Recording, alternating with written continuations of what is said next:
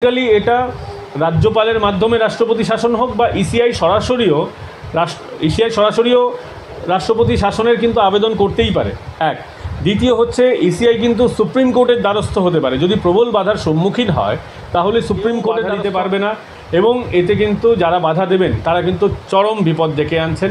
এবং এমনও হতে পারে যদি খুব বেশি সমস্যা করা হয় রাজ্য সরকারের তরফ থেকে,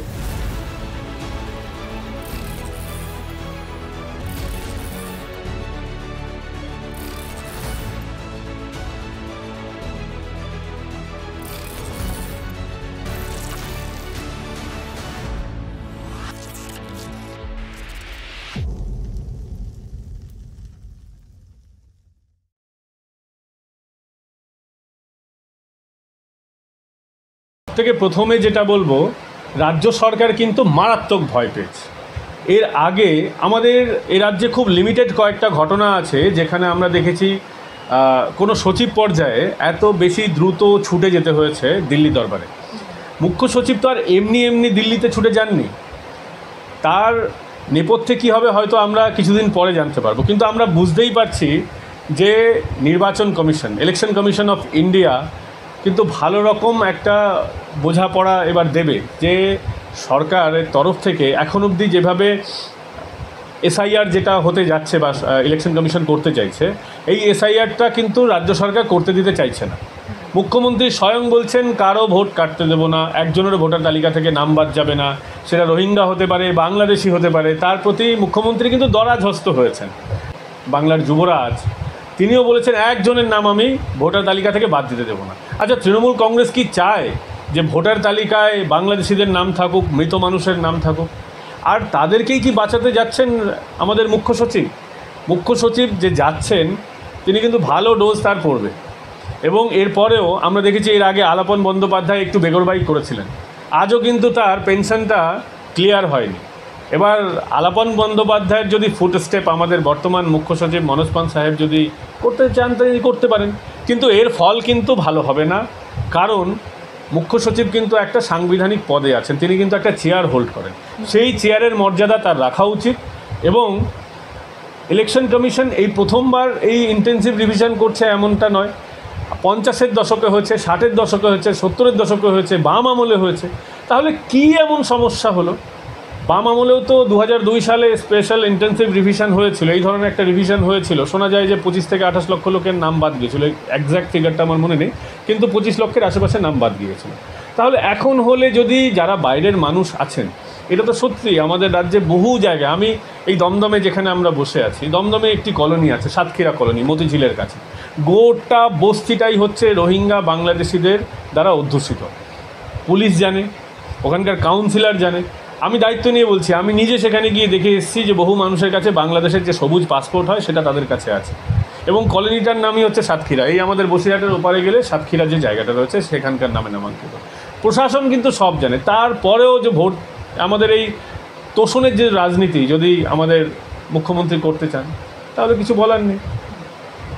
দেখা যাচ্ছে যে রাজ্য একের পর এক যে নির্দেশ কেন্দ্র থেকে আসছে সেগুলো মানছে না, এবং মুখ্যমন্ত্রী নিজে তিনি কখনো বলছেন তিনি হাইকোর্টের নির্দেশ মানছেন না, সুপ্রিম কোর্টের নির্দেশ মানছেন না, তিনি কোনো কিছুই মানছেন না। এবং পরিস্থিতিটা এমন হচ্ছে যেন একদিকে ভারতের প্রধানমন্ত্রী নরেন্দ্র মোদী, অন্যদিকে বাংলার প্রধানমন্ত্রী মমতা বন্দ্যোপাধ্যায়, মানে একটা প্যারালাল গভর্নমেন্ট চলছে। এবং একই সঙ্গে মুখ্যমন্ত্রীর এই যে স্টেপগুলো, এগুলো কিন্তু জুডিশিয়ারির ওপর একটা বড় আঘাত হিসেবে মানে প্রতিপন্ন হচ্ছে। એટલે এক্ষেত্রে এরপরে মানে কি হতে চলেছে, মানে যেটা করছেন এটা কি ওনার নিজস্ব সংবিধান সেই মোতাবেক করছেন? দেখো, একদম শুরু থেকে শুরু করি। সেটা হচ্ছে মমতা বন্দ্যোপাধ্যায় বিরোধী নেত্রী হিসেবে প্রবল জনপ্রিয় হয়েছিল।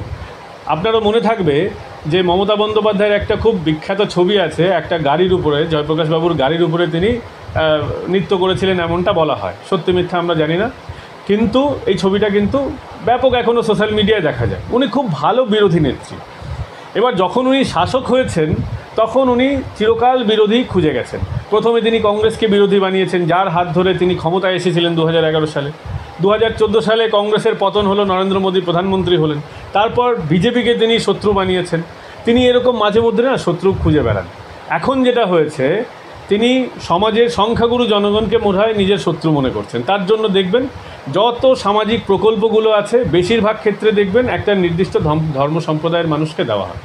হ্যাঁ, তিনি দান খয়রাতির প্রকল্প কিছু হিন্দুদের জন্য করেছেন, কিন্তু এখন তিনি যে এসআইআরটা বলছেন করবেন না, তিনি কি আলটিমেটলি পারবেন? উত্তরটা এক কথায় হচ্ছে না, এসআইআর হবেই, এসআইআর করতে হবে। তার কারণ হচ্ছে এখানে প্রত্যেক বছর সংবিধানে ইসিআইকে, ইলেকশন কমিশন অফ ইন্ডিয়াকে একদম নির্দিষ্ট ক্ষমতা দেওয়া আছে সংবিধানের দ্বারা যে তারা এটা করবেই। এটা মুখ্যমন্ত্রী কোনোভাবেই আটকাতে পারবেন না। তিনি সর্বোচ্চ কী করতে পারেন? কিছুদিনের জন্য বাধা দিতে পারেন। এবং এর রিপারকেশন কী হতে পারে সেটা বলি এবার। তিনি যদি বাধা দেন তাহলে সবার আগে এখন যেভাবে দেখছেন চিঠি চাপাটি হচ্ছে যে ভাই এটা করতে হবে, এর নামে এফআইআর করো। দেখা গেল তিনি করলেন না, তারপর কি হতে পারে? ধরুন এইগুলো করতে বাধা দিতে দিতে আলটিমেটলি যদি এসআইআর বাধাপ্রাপ্ত হয়, মুখ্যমন্ত্রীর মেয়াদ কিন্তু জুন মাস অবধি, এটা আপনারাও জানেন। এই জুন মাসে মুখ্যমন্ত্রীর মেয়াদ যখন শেষ হয়ে যাবে তখন কি হবে? তখন তো অটোমেটিক্যালি এটা রাজ্যপালের মাধ্যমে রাষ্ট্রপতি শাসন হোক বা ইসিআই সরাসরিও রাষ্ট্রপতি শাসনের কিন্তু আবেদন করতেই পারে। এক। দ্বিতীয় হচ্ছে ইসিআই কিন্তু সুপ্রিম কোর্টের দ্বারস্থ হতে পারে। যদি প্রবল বাধার সম্মুখীন হয় তাহলে সুপ্রিম কোর্টের দ্বারস্থ হবে। সুপ্রিম কোর্টে এখন বেশ কয়েকটি মামলা চলছে ইসিআই সংক্রান্ত, প্রত্যেকটাতে এখন অবধি যারা বিচারপতি আছেন তাদের যে নির্দেশনামা এসেছে, যেটাকে আমরা বিচারপতির মন্তব্য বলি, প্রত্যেকটা দেখা যাচ্ছে ইসিআইয়ের পক্ষে এসেছে। একটাও কিন্তু কোনো রাজ্য সরকার, কোনো বিরোধী রাজনৈতিক দল বা যারা বিরোধিতা করছেন এসআইআরের এই পথে কাঁটা হয়ে দাঁড়াচ্ছেন, কারো পক্ষে কিন্তু এখন অবধি সুপ্রিম কোর্ট যায়নি। কারণ এটা সংবিধান প্রদত্ত একটা ক্ষমতা ইসিআইয়ের কাছে রয়েছে। আর সংবিধান বিরোধী কোনো কাজ সুপ্রিম কোর্টের তরফ থেকে আসবে এরকম মন্তব্য হোক বা জাজমেন্ট, এটা আমরা আশা করি না, এটা হবেও না। আলটিমেটলি এসআইআর হবে, কেউ বাধা দিতে পারবে না। এবং এতে কিন্তু যারা বাধা দেবেন তারা কিন্তু চরম বিপদ ডেকে আনছেন। এবং এমনও হতে পারে যদি খুব বেশি সমস্যা করা হয় রাজ্য সরকারের তরফ থেকে, তাহলে কিন্তু রাষ্ট্রপতি শাসনের দিকেই কিন্তু বিষয়টা এগিয়ে যাচ্ছে। এই যে আপনি এক্ষুনি বললেন যে যদি কেউ বাধা দিতে যায় তাহলে তাকে চরম বিপদে পড়তে হতে পারে, এটা অবশ্যই তৃণমূলের পক্ষ থেকে প্রত্যেকেই জানেন। তৃণমূলের এত যুগের রাজনীতিবিদরা এবং তাদের মধ্যে একজন অভিষেক বন্দ্যোপাধ্যায়, তিনি তো অবশ্যই জানবেন। তো তারপরেও তিনি বলছেন যে একজনেরও যদি নাম বাদ যায় তাহলে আন্দোলন হবে। এবং দ্বিতীয়ত তিনি 1 লক্ষ লোক নিয়ে, সমর্থক নিয়ে নাকি ইলেকশন কমিশন ঘেরাও করবেন। তাহলে সেক্ষেত্রে কেন্দ্র কি পদক্ষেপ নেবে? মানে যদি একটা বিপদে পড়তে হয় তাহলে কেন্দ্র কিভাবে বিপদে ফেলতে পারে? আমার যেটা মনে হয় সেটা হচ্ছে যে কেন্দ্র কিন্তু সরাসরি ময়দানে নামবে না, এবং ময়দানে নামার কিন্তু প্রয়োজন নেই। কেন্দ্র বলতে আমি বোঝাচ্ছি ভারতীয় জনতা পার্টি এবং গভর্নমেন্ট অফ ইন্ডিয়া, বিজেপি পরিচালিত যে সরকার, এরা কিন্তু ময়দানে আসবে না, আসার প্রয়োজন হয়নি। তার কারণ হচ্ছে গোটা ক্ষমতাটাই সংবিধান প্রদত্ত ইসিআইয়ের কাছে দেওয়া আছে। ইলেকশন কমিশন অফ ইন্ডিয়া ভারতবর্ষের যতগুলি ভোট হয় সমস্ত ভোট পরিচালনা করার জন্য তাদের কিন্তু দায়বদ্ধ। এক হচ্ছে রাজ্যের ভোট, সেটাও কিন্তু ইসিআই, সেটাতে কিছুটা হলেও তাদের নিয়ন্ত্রণ থাকে, যদিও অনেক সময় স্টেট ইলেকশন কমিশনের মাধ্যমেও সেটা হয়। আর যেটা আমাদের গোটা কেন্দ্রের যে নির্বাচন হয়, অর্থাৎ লোকসভার যে নির্বাচনটা হয় সারা ভারতবর্ষে, সেটা তো তারা ডাইরেক্টলি থাকে। আমাদের এবারের যে ভোটটা হবে সেটা রাজ্যের নির্বাচন, সেটা কিন্তু ইসিআইয়ের তদারকিতেই হবে। কোনোভাবেই এখানে সরকার বিরোধিতা করতে পারে না। সরকার হয়তো ম্যানিপুলেট করার চেষ্টা করতে পারে, বা কোনো রাজনৈতিক দল যারা বিরোধিতা করছে ম্যানিপুলেট করার চেষ্টা করতে পারে, কিন্তু কী ধরনের ম্যানিপুলেশন করা হতে পারে সেটা কিন্তু ইলেকশন কমিশন অফ ইন্ডিয়া খুব ভালো করে জানে। এই যে আপনি দেখবেন তৃণমূল কংগ্রেসের ওয়েবসাইটে এবং তৃণমূল কংগ্রেসের ফেসবুক পেজে পরিষ্কারভাবে তাদের দাবিসমূহ দেওয়া আছে। তাতে প্রথমে তারা বলেছে যে আমরা এটাকে খারিজ করতে চাইছি, মানে তারা চাইছে যে এই যে রিভিশনটা হচ্ছে সেটা যেন বন্ধ হয়ে যায়। এবং 4 নম্বর যেটা দেওয়া আছে সেটা হচ্ছে তারা BLA 2 তাদের তথ্য তারা দেবে না নির্বাচন কমিশন। আচ্ছা, নির্বাচন কমিশনটাই তো রিভিশন করাচ্ছে, তারা কাকে দিয়ে করাবে, কারা সেখানে কি ফাংশন থাকবে তাদের, সেটা তো নির্বাচন কমিশন বুঝবে।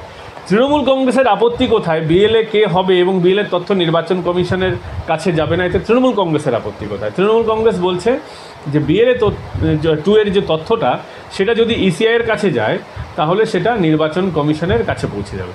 আচ্ছা, BLA 2 এর তথ্যটা তৃণমূল কংগ্রেসের কাছে কি আছে? যদি থাকে তাহলে হচ্ছে প্রশ্নটা কেন? তৃণমূল কংগ্রেসের কাছে অবশ্যই আছে। তার কারণ হচ্ছে BLA 2 এবং BLO যারা হন তারা বেশিরভাগই হচ্ছেন তৃণমূল কংগ্রেসের অ্যালাইন। আমরা যেখানে বসে আছি আমার বেশ কয়েকজন বন্ধুবান্ধব সরাসরি এই কাজটা করে, ফলে আমি খুব ভালো মতন এই ব্যাপারটা জানি।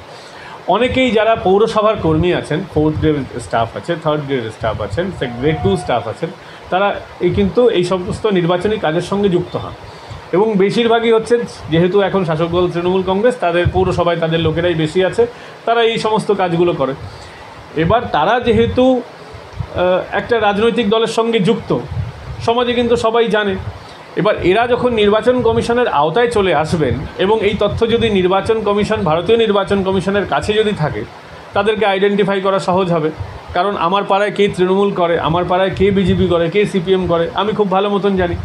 কেউ যদি বেগরবাই করে এবং আমার নামটা যদি বাদ চলে যায়, তাহলে যে দল বাদ দেবে সেটা বিজেপি হলে আমি তৃণমূলের কাছে যাব, আর তৃণমূল যদি বাদ দেয় আমি বিজেপির কাছে গিয়ে নালিশ করবো যে দেখো এরকম হয়েছে, আমার এটা তুলে দাও। সাধারণ মানুষ রাজনৈতিক দলের কাছেই যায়, সাধারণ মানুষ তো আর এসডিও বিডিও অবধি পৌঁছতে পারে না।